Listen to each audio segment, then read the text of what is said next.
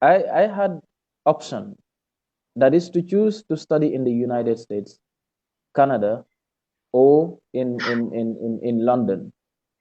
So I toned it down because what I saw and what I really want is not in those countries. Because I realized that you were even given a scholarship to study out of Africa, and you said no, you wanted to study or to study the Rwanda model. What does the Rwanda model signify to you?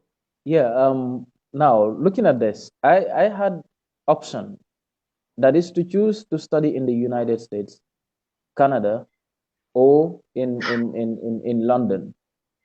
So I toned it down because what I saw and what I really want is not in those countries. What I want is in Rwanda.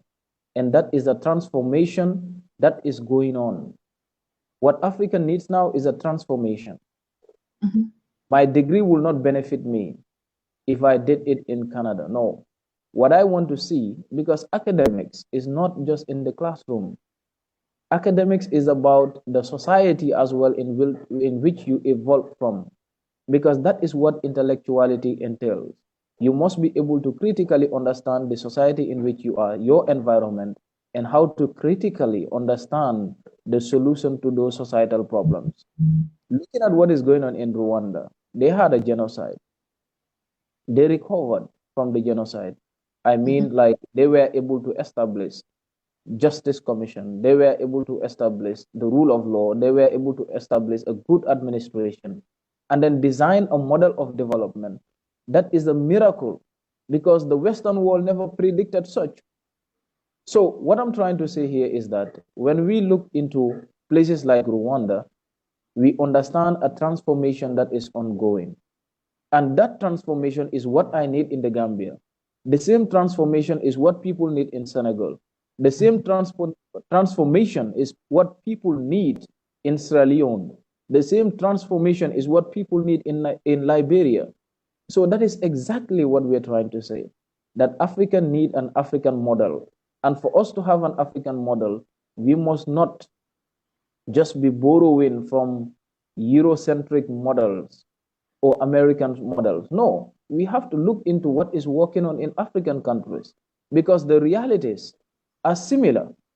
If you go to Rwanda today, you see the same people as if you walk into the Gambia. So that is exactly what I'm trying to say, that we need to understand the continent. We need to travel across the continent. Our education system has to be in line to make sure that we have that quality education, that free flow of ideas from one country to another within the African continent to make sure that we can have that African agenda, and then we push it to 2063 as they have it in the documents. But if we are not trying to do this, if we are not trying to see what works in different African countries and then to transform it in other parts of Africa, we will meet in 2063 again and explain to our own young generation why Agenda 2063 could not be achieved.